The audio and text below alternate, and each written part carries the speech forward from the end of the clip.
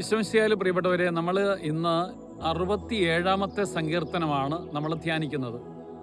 7 തിരുവചനങ്ങൾ ദൈവത്തിൻ്റെ രക്ഷാകര ശക്തിയെക്കുറിച്ച് ഇന്ന് ധ്യാനിക്കുന്നു.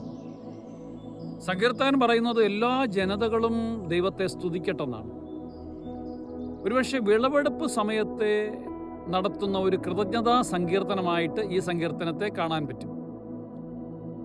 7 വാക്കുകൾ മാത്രമുള്ള ഈ ചെറിയ സങ്കീർത്തനം ഭാവിയെ മുന്നിൽ കണ്ടുകൊണ്ട് പ്രതീക്ഷയോടെ ജീവിക്കുന്നതിന് സങ്കീർത്തകൻ നമ്മളെ പ്രബോധനം നൽകുകയാണ്.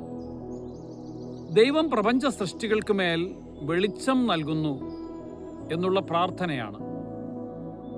വെളിച്ചവും, അതായത് ഇരുളും മഴയുമെല്ലാം, വെളിച്ചവും പ്രകാശവുമെല്ലാം ദൈവം നൽകുന്ന അനുഗ്രഹത്തിൻ്റെ പ്രതീകമായിട്ടാണ് സങ്കീർത്തകൻ വിവരിക്കുന്നത്.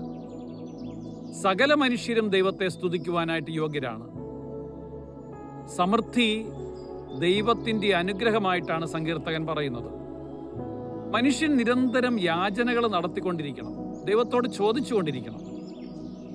നമുക്ക് പ്രാർത്ഥിക്കാം, ദൈവവും സ്രഷ്ടാവും രക്ഷകനുമായിട്ടുള്ള ദൈവമേ, ജനതകളെല്ലാം അങ്ങയുടെ മഹത്വത്തെ തലമുറകളിലൂടെ പ്രവർത്തിക്കുവാനായിട്ട് ശക്തി കൊടുക്കണം.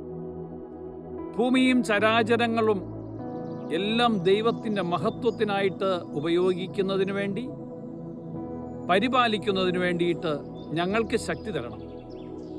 അങ്ങേക്ക് നന്ദി പ്രകാശനം നടത്തുന്നതിന് ഞങ്ങളുടെ ജീവിതങ്ങളെ തന്നെ ശക്തിപ്പെടുത്തണം. കാണുന്ന എല്ലാ കാര്യങ്ങളോടും, കാണുന്ന വ്യക്തികളോടും നമുക്ക് ഇന്ന് നന്ദിയുള്ളവരാക്കാം. ദൈവത്തിന് നമുക്ക് നന്ദി പറയാം. സർവശക്തനായ കർത്താവ് നമ്മളെ അനുഗ്രഹിക്കട്ടെ. ദൈവം സമൃദ്ധമായിട്ട് നിങ്ങളെ അനുഗ്രഹിക്കട്ടെ. ആമേൻ.